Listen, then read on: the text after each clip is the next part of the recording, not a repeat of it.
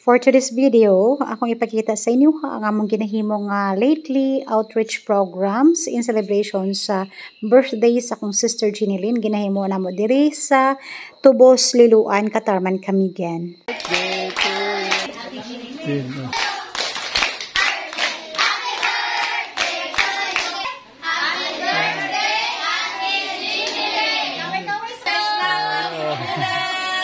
Jen, mo ni ang flowers kikan sa mga kids from Tubos, Liloan, Catarman, Camigan. Yeah. Ang birthday sa akong sister was only few days ago. But since naman ko'y trabaho, so I did not have time during the weekdays to do the outreach program.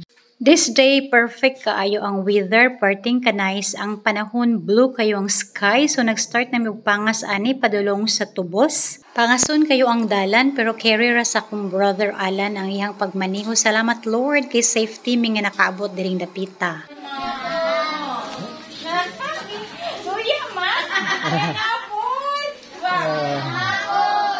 Tano kanang magpasalamat lang po una no kang Joy no kay siya ang akong contact person diri nga kanang wala siya nagdumili sa akong request niya na ako ate pwede ba ko dira mag-outreach na mga bata din ha siya una ay nani kadaghanon nga mga bata actually kini siya nga outreach namo every year na mo ginahimo kung dunay birthday sa ako maigsuon okay.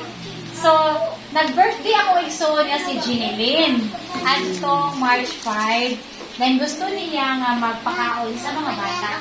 Okay? Okay, si Ginilyn, si Ate Ginilyn, wala siya karon diri sa Pilipinas. I tried to explain sa mga bata unsay reason nga nung naami dinhi karon sa ilang atubangan.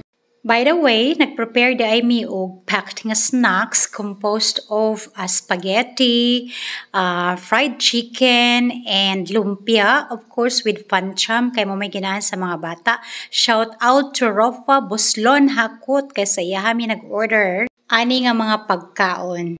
Sa tinuod lang nalingaw gyud ko sa mga bata kay nag-prepare sila og flowers kay hatag unta sa birthday celebrant. So kung ginahimo ginakolekta na lang nako ang ilang mga dala nga flowers o gihalad nako sa altar pahinungod silang patron na si San Vicente Ferrer if I am not mistaken. I feel so happy kay ang mga bata behave sa nga tanan and very kind and courteous kaayo sila. Nagsabak ka ni mama ngayon ning gikudlo.